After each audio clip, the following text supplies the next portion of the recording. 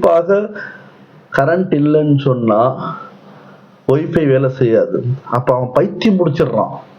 அவனுடைய எல்லா ஒர்க்கும் போயிருது. என்ன ஒர்க்கு? ஒன்னும் ஒர்க் இல்லை. வெறும் வாட்ஸ்அப்ல இருக்கிறது, ஃபேஸ்புக்ல இருக்கிறது, ட்விட்டர்ல இருக்கிறது, இன்ஸ்டாகிராம்ல இருக்கிறது, இப்படி எதிலையாவது இருந்து தன்னுடைய நேரத்தை கழிக்கிறது.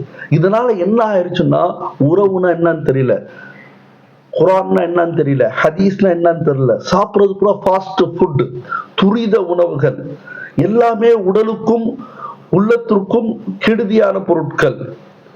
மீடியாக்களோடு ஆன்லைனோடு அதனுடைய அடிமைகளாக இருந்து கொண்டிருக்கக்கூடியவர்களுடைய நிலைமை என்ன? தனி மென்டாலிட்டி, தனிமையை விரும்புறான், ஒன்ன தூக்கிட்டு போயிடுறான். இந்த காலத்துல சிறுநீர் கழிப்பதற்கு வீட்டை விட்டு ஊரை விட்டு தனியா போவாங்க. ஆண்கள் எப்பவும் போவாங்க தேவைப்படும் போது. பெண்கள் இரவு நேரத்துல போவாங்க. இரவு விடிறதுக்கு முன்னாடி போயிட்டு வந்துருவாங்க. அந்த மாதிரி இவன் செல்போனை தூக்கிட்டு வீட்டுக்குள்ளேயே தனியா போயிடுறான்.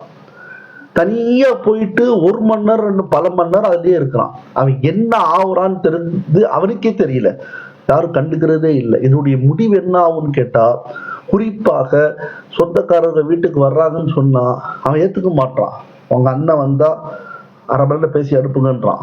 சொந்த பெரியத்தாவை பார்த்து சொல்றான், சொந்த தாய் மாமா பார்த்து சொல்றான், இவங்களாம் ஏன் வீட்டுல வச்சிருக்கீங்க, ஏன் தங்க விடுறீங்க?